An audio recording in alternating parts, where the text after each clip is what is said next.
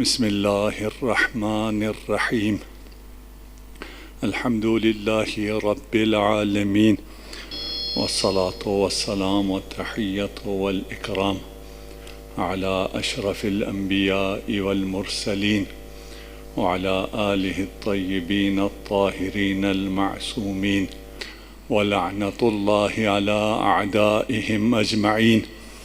أما بعد فقد قال الله تبارك وتعالى يا أيها الذين آمنوا اتقوا الله وكونوا مع الصادقين. صلوات.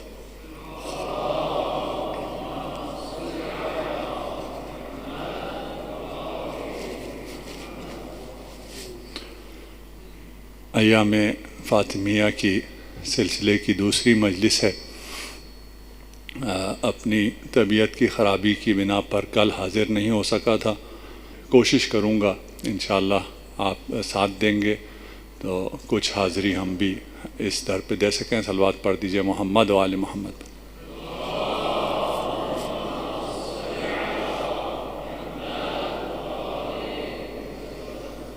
کائنات میں انسان کو عائلی نظام میں خدا نے ڈالا ہے. کسی کو باپ بنایا، کسی کو بیٹا اور کسی کو بیٹی، کوئی بہن کوئی بھائی. اولاد کے لیے آیات میں قرآن میں کوئی ایسی تاکید نہیں ملتی کہ والدین کے لیے لازم ہے کہ وہ اولاد کا احترام کریں، ان کی تکریم کریں. بالعکس ملتا ہے. قرآن اس بات پر تاکید کرتا ہے کہ والدین کا احترام بچوں پر فرض ہے. اور یہ والدین کا احترام بچے کیوں کریں، والدین بچوں کا احترام کیوں نہ کریں. یہ نہیں ہے کہ قرآن میں یہ نہیں کہ احترام مت کرو. اتنا زیادہ تاکید اس بات پر کیوں ہے کہ بچے والدین کا احترام کریں، اور اس بات پر تاکید کیوں نہیں ہے کہ والدین بچوں کو پیار کریں یا ان کا احترام کریں. ہو سکتا ہے ہم یوں کہیں کہ جب بچوں کو والدین کی ضرورت ہوتی ہے تو فطری طور پر والدین بچوں پر توجہ دیتے ہیں، اور جب والدین کو بچوں کی ضرورت ہوتی ہے تو فطری طور پر بچے والدین پر توجہ نہیں دیتے ہیں. یہ ایک فطری عمل ہے. جب بچے محتاج ہوتے ہیں والدین کو بچوں کی مدد کرنے میں مزہ آتا ہے، اور جب والدین محتاج ہو جاتے ہیں تو بچوں کو والدین کی خدمت گراں گزرتی ہے. ہونا تو یہ چاہیے تھا، ہونا برعکس چاہیے تھا. بچے نے والدین پہ کوئی احسان نہیں کیا جو والدین نے اس احسان کا بدلہ چکانا ہو، جبکہ والدین نے اسے پالا ہے، پوسا ہے، احسان کیا ہے. اب اس کے احسان چکانے کا وقت آیا ہے تو اسے احسان احسن انداز میں چکانا چاہیے تھا، اور یہ کہنا چاہیے تھا اس کا تو احسان ہے بچوں پر، تو یہ بچے تو احترام کریں گے ہی کریں گے. لیکن کیونکہ بچوں کا کوئی احسان نہیں ہے والدین پر، وہاں مسئلہ ہے. وہاں آیات زیادہ نازل ہونی چاہیے تھی، روایات زیادہ آنی چاہیے تھی، لیکن معاملہ اس کے برعکس ہے. قضا ربک الا تعبدوا الا ایاہ وبالوالدین احسانا. والدین کے ساتھ احسان کو کہاں رکھا ہے کہ اللہ کے علاوہ کسی کی عبادت نہیں ہو سکتی ہے، اور اللہ کی عبادت کے فوراً بعد والدین کا احترام، والدین پر احسان کرنا. اور پھر بڑی تفصیل سے آیت چلتی ہے کہ اگر تم خوش نصیب ہوئے اور تمہیں یہ نصیب ہوا کہ تمہارے والدین میں سے ایک یا دونوں اس حالت میں آگے جہاں وہ تم پر محتاج ہو گئے. یہ احتیاج مالی نہیں ہے. ہاں صرف آپ ہو سکتا کہیں نہیں میرے والدین ویل آف ہیں، وہ میرے محتاج نہیں ہیں. یہ صرف مالی احتیاج نہیں ہے. جب والدین بزرگ ہو جاتے ہیں، آپ جوان ہو جاتے ہیں، وہ ہو سکتا ہے ابھی بھی آپ کو فیڈ کرتے ہوں، ابھی بھی آپ کی مالی سپورٹ وہی کرتے ہوں، انہی کی جائیداد پر ابھی آپ اکڑتے ہوں، لیکن پھر بھی ان کو آپ کی توجہ کی ضرورت ہوتی ہے، آپ کے پیار کی ضرورت ہوتی ہے۔ جیسے آپ کو بچپن میں والدین کی پیار کی ضرورت تھی، ان کے وسائل کی ضرورت نہیں تھی، آپ کو کھلونوں کی ضرورت نہیں تھی، آپ کو ماں کی توجہ کی ضرورت تھی، اس وقت آپ کو توجہ ملی ہے۔ اب جب والدین بڑھاپے میں آ گئے ہیں تو والدین کو آپ کی توجہ چاہیے، اور قرآن فَلَا تَقُلْ لَهُمَا اُفٍّ، جب توجہ چاہیے تو آپ نے اف بھی نہیں کہنا ہے، آپ نے خدمت کرنی ہے۔ یہاں قرآن کہہ رہا ہے کہ والدین کی خدمت کرو، والدین کا احترام کرو، اور جس بیوی کا ذکر ہم یہاں کرنے کے لیے جمع ہیں، وہ جب رسول خدا کے سامنے آتے تھے تو رسول خدا ان کا ایسا احترام کرتے تھے جیسا احترام کسی نے کسی کا نہیں کیا۔ اگر میں پہنچا سکوں اپنے جملے، کسی نے اس کائنات میں کسی کا ایسا احترام نہیں کیا جیسا احترام ختمی مرتبت اپنی بیٹی فاطمۃ الزہرا سلام اللہ علیہا کا کیا کرتے تھے۔ آپ کہیں شاید میں بھی اپنے والد کا احترام کرتا ہوں، میں بھی اپنی بچی کا احترام کرتا ہوں۔ اگر آپ کسی کے احترام میں کھڑے ہوں، آپ کا کھڑا ہونا کہاں ہے؟ ختمی مرتبت کسی کے احترام میں کھڑے ہوں تو وہ کھڑا ہونا کہاں ہے؟ وجہ عالم امکان، وجہ تخلیق کائنات، جس مسند کے لیے 1,24,000 انبیاء نے قربانی دی ہو، وہ اپنی مسند چھوڑ کر کھڑا ہو، وہ احترام کرے۔ احترام بچوں نے والدین کا کرنا تھا، یہاں والدین نہیں، امت کا باپ، انا وعلی ابوا ھذہ الامہ، وہ ایک بیٹی کا احترام کر رہے ہیں، اور یہ احترام آیا بیٹی ہونے کے اعتبار سے ہے کہ کیونکہ آپ بیٹی تھیں، باپ کو بیٹی کا یوں احترام کرنا چاہیے۔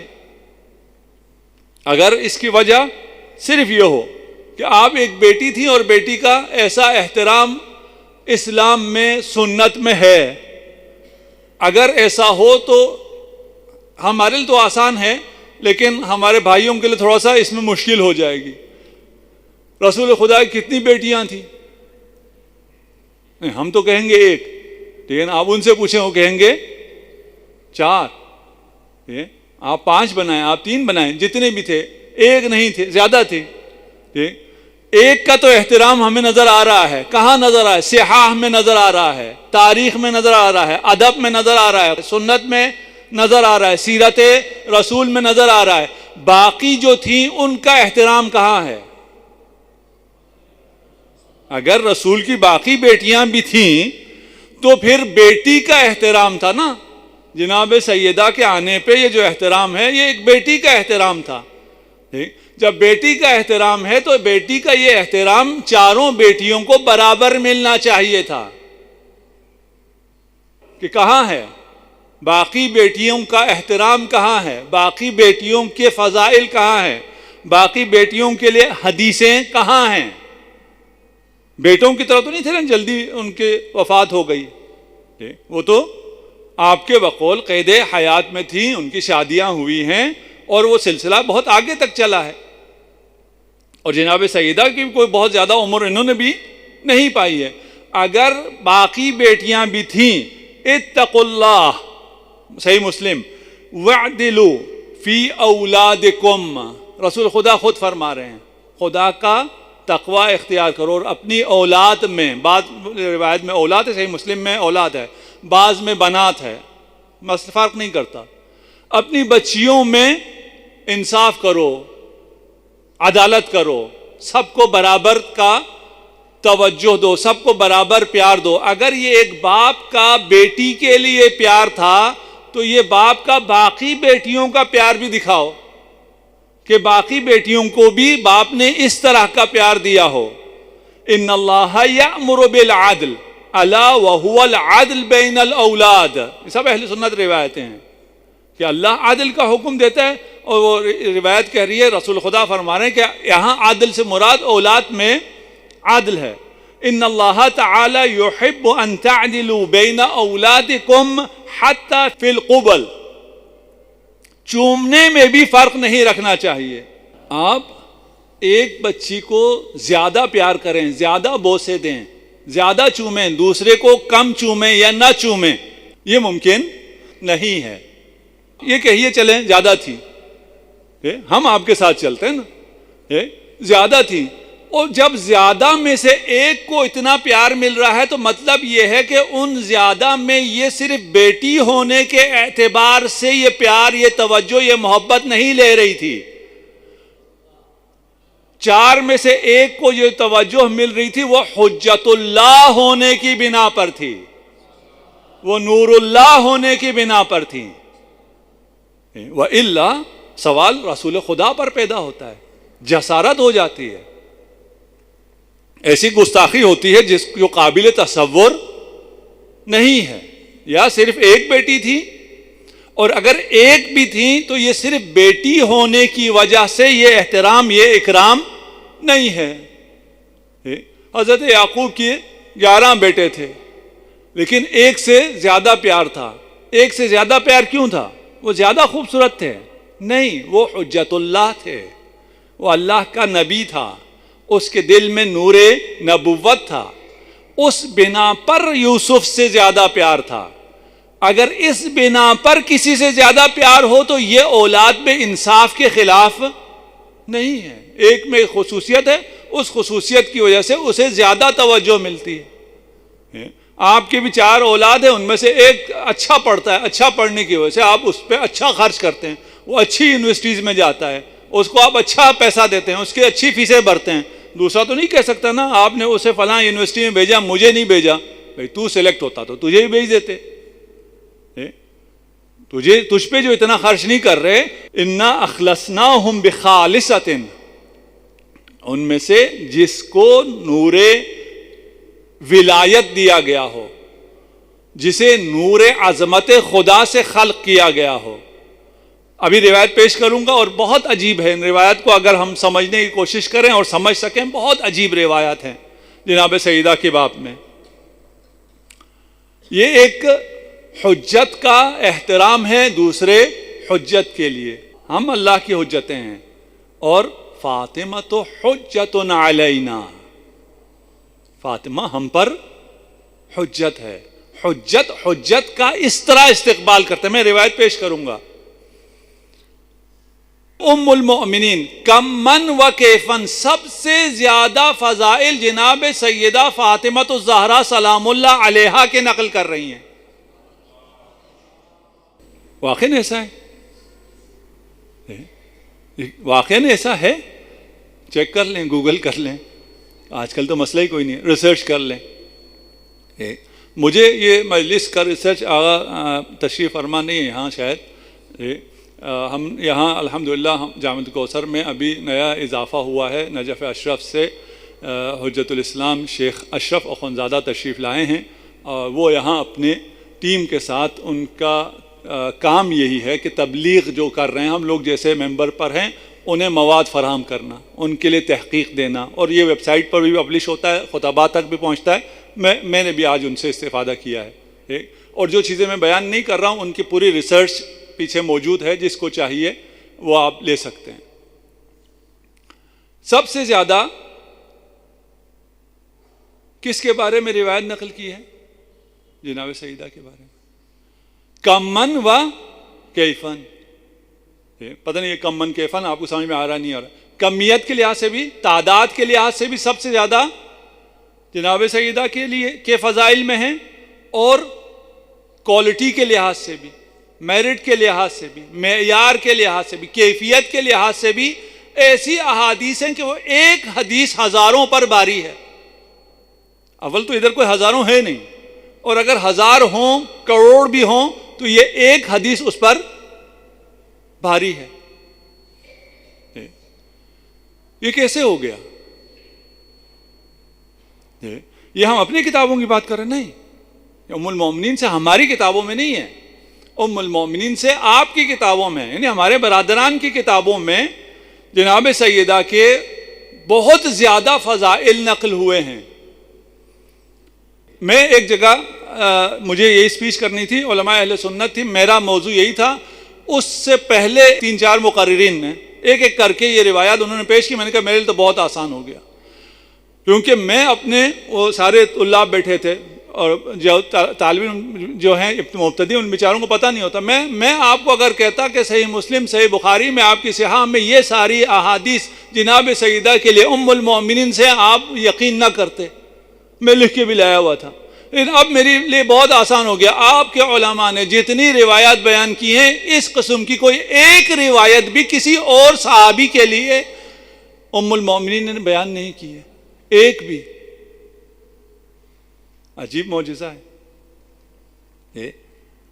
بعض کہتے ہیں کہ جو راوی تھے انہیں سمجھ میں نہیں آئی ہے، اگر سمجھ میں آئی ہوتی تو یہ روایت نقل نہ کرتے۔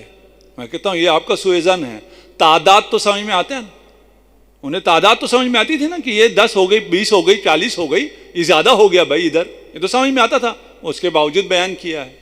ایسا نہیں ہے کہ سمجھ میں نہ آتے ہوئے بیان کیا، وہ بہت بہتر سمجھتے تھے ان تمام احادیث کو اور عربی کو، ان کی فصاحت کو، بلاغت کو بہت بہتر سمجھتے تھے۔ یہ بات طے ہو گئی کہ جس کا گمان یہ تھا کہ امت میں خواتین میں خاتون اول ہی خاتون اول ہوگی، اسی نے بیان دے دیا کہ سیدہ فاطمہ سے زیادہ افضل کوئی بھی نہیں ہے، خاتون جنت بھی وہی ہیں۔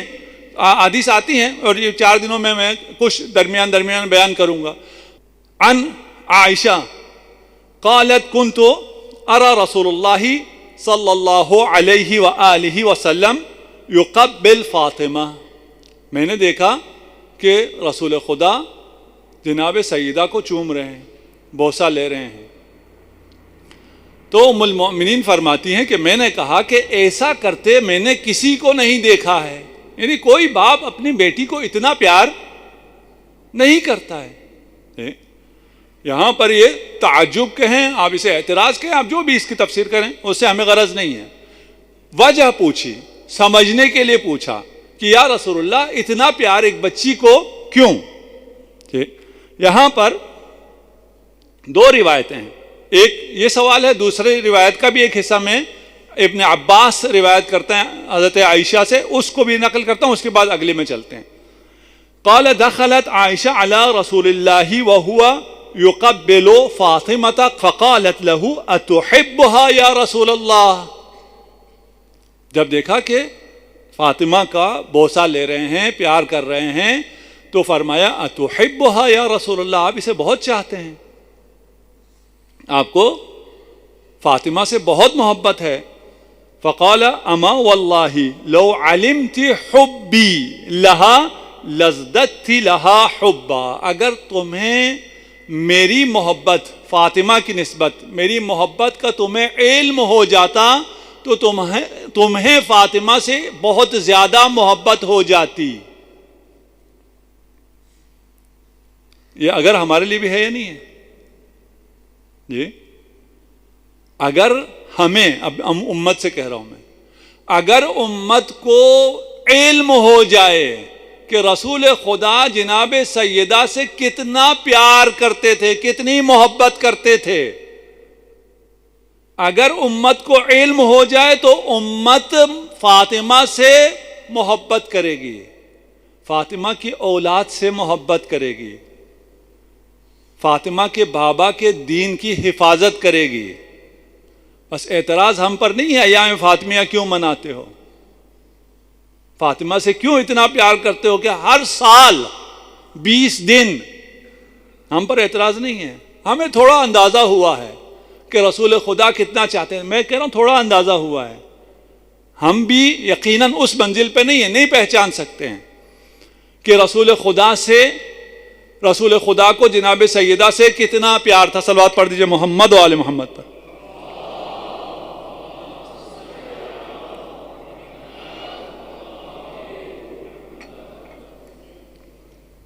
ایک شخص ہے، وہ قوم میں ہوا کرتا تھا، اور محرم کے ایام میں ایک خطیب کو اس نے دعوت دی. خطیب آیا پہلی محرم کو، اس نے کہا جی جناب سیدہ کے مصائب پڑھنے. اس نے کہا ٹھیک ہے، ایک رات پڑھ دیں گے. دوسری رات ہوئی تو اس نے کہا آج بھی جناب سیدہ کے مصائب پڑھنے. اس نے کہا یہ تو عشرہ محرم ہے، عشرہ محرم کے اپنے مصائب ہیں، پہلی محرم کے اپنے مصائب ہیں، دوسری کے اپنے مصائب ہیں. کہا نہیں، آپ جناب سیدہ کے ہی مصائب پڑھیں. تیسری رات اس نے پھر درخواست کی کہ آج بھی آپ جناب سیدہ ہی کے مصائب پڑھ دیں. یہ کہتا ہے میں کیونکہ وہ بانی تھا، جو وہ کہتا گیا میں اس طرح پڑھتا گیا. اس کے بعد پھر میں نے عاشورہ کے مصائب پڑھے، اور 11 محرم کو میں نے اس سے پوچھا کہ معاملہ کیا ہے، کیوں تم نے کہا محرم کے بھی ایام میں کہا کہ جناب سیدہ کے مصائب پڑھو. اس نے کہا کہ میں پہلے شیعہ نہیں تھا، میرا تعلق عامہ سے تھا. مجھے خدا نے ایک بیٹی دی تھی، میں دبئی میں رہتا تھا، اور مجھے اپنی اس بیٹی سے بڑا پیار ہو گیا. اور اس نے جب بولنا شروع کیا، بابا بابا کہنا شروع کیا، تو سارا دن جب کام پہ رہتا تھا دل چاہتا تھا واپس گھر پہنچوں اور بیٹی سے بابا سنوں. ایک دن میری بیوی نے فون کیا کہ جلدی گھر آؤ، بچی ہاتھ سے جا رہی ہے. میں گھر آیا، بچی کے حلق میں ایک سکہ پھنس گیا تھا. اس کو لے کر ہاسپٹل پہنچا. دبئی میں آپ کو پتہ ہے جو ہاسپٹل ہیں وہاں پر اکثر کرسچنس ہیں، گورے ہیں. ان سے کہا میری اس بچی کو بچا لو. انہوں نے جب حالت دیکھی تو انہوں نے کاغذ دستخط کرائے کہ اگر اس کی جان بچ گئی تو اس کی آواز نہیں بچ سکتی، ہم آپریشن کریں گے، اس کی آواز ختم ہو جائے گی، آپ دستخط کر دیں. کہ بچی کی جان اس کی آواز سے زیادہ پیاری تھی. دستخط کر کے کاغذ کو تھما دیا. پھر دل میں خیال آیا، مدینہ کا رخ کیا اور رسول خدا سے کہا کہ اے رسول اللہ، اللہ نے آپ کو بھی ایک بیٹی دی تھی، مجھے بھی ایک بیٹی تھی. آپ جتنا اپنی بیٹی کو چاہتے تھے اتنا میں اپنی بیٹی کو چاہتا ہوں. میں آپ کو وسیلہ بناتا ہوں. اگر میری بیٹی کو شفا مل گئی تو میں فاطمہ کا شیعہ بن جاؤں گا. میرے دل میں یہ خیال آیا، میں ابھی گڑگڑا ہی رہا تھا، رو رہا تھا، جناب ختمی مرتبت کو وسیلہ بنا ہی رہا تھا کہ ڈاکٹر باہر آیا اور کہا مبارک ہو مبارک ہو، تمہاری بچی کو مسیح نے شفا دے دی. کہتا میں اس سے نہیں الجھا کہ میری بیٹی کو مسیح نے شفا نہیں دی ہے. میرے پاس ابھی اس کا وقت نہیں تھا کہ اس کو سمجھاؤں. میں بیٹی کے پاس گیا، دیکھا وہ بابا بابا کر رہی ہے، بول رہی ہے. پوچھا کیا ہوا، کیسے ہوا؟ کہا بابا جب مجھے یہاں آپریشن تھیٹر میں لایا گیا تو مجھے بے ہوش کیا، ایک بی بی آئی، اس نے مجھے اپنے سینے سے لگایا، اس نے ایک تھپکی دی، میرا سکہ نکل آیا. اس نے مجھ سے کہا اپنے بابا سے کہنا کہ اپنا وعدہ نہ بھولے. اس نے وعدہ کیا تھا نا کہ وہ میرا شیعہ ہو جائے گا، لیکن ایک بات اور بتانا اسے. اس نے کہا تھا میرے بابا سے کہ جتنا آپ اپنی بیٹی کو چاہتے ہیں اتنا میں اپنی بیٹی کو چاہتا ہوں. واللہ جتنا میرے بابا مجھے چاہتے ہیں اسے تم سوچ بھی نہیں سکتے ہو.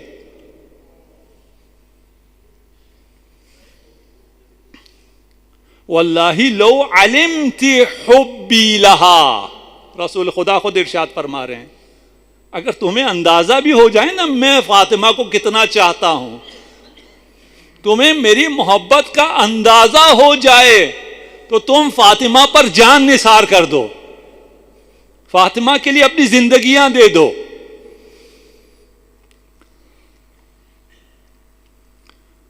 پھر فرمایا کہ جب میں معراج پر گیا، بس وقت آ گیا، کتنا چاہتے تھے اس کا کس طرح بیان فرماتے.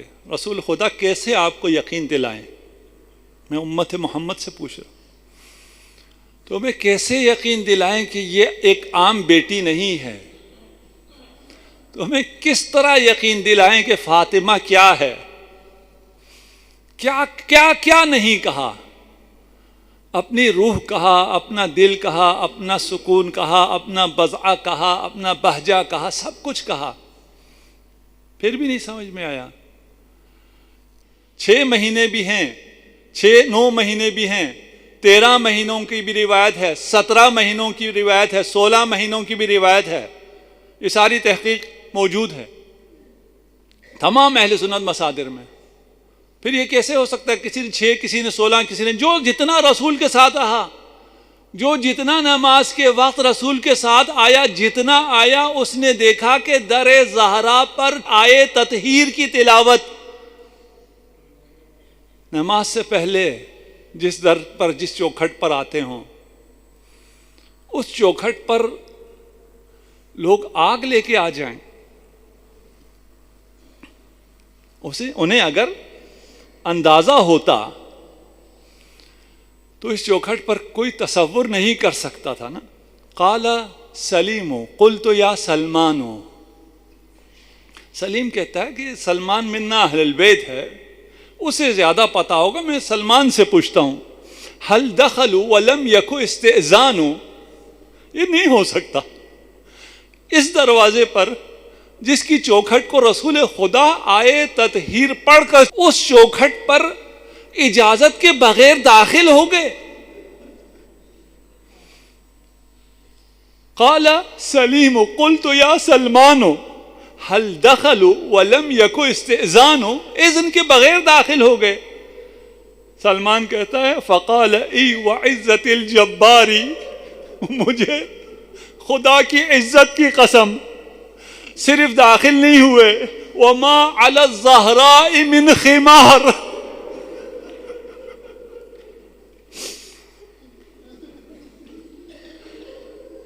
لوگوں نے بڑا ظلم کیا ہے، کہتے ہیں زہرا دروازہ کھولنے کیوں آئی؟ زہرا دروازہ کھولنے کب آئی تھی؟ زہرا تو یہ بتانے آئی تھی اس دروازے کے پیچھے زہرا ہے، لیکنہا لازت وراء الباب، جب کہا یہ دروازہ مت توڑو، اس دروازے کے پیچھے فاطمہ ہے۔ اتضرم النار بباب دارها وآیت النور علی منارها، جس کی چوکھٹ پر آئے یہ نور درج ہے، اس چوکھٹ پر لات مارتے ہو، اس باب کی، اس دروازے کی کیا معرفت رکھتے ہو تم، جہاں سے وجہ اللہ تجلی کیا کرتے تھے۔ جب یہ ستم ہوا، زہرا دروازے کے پیچھے چلی گئی۔ سيعلم الذين ظلموا أي منقلب ينقلبون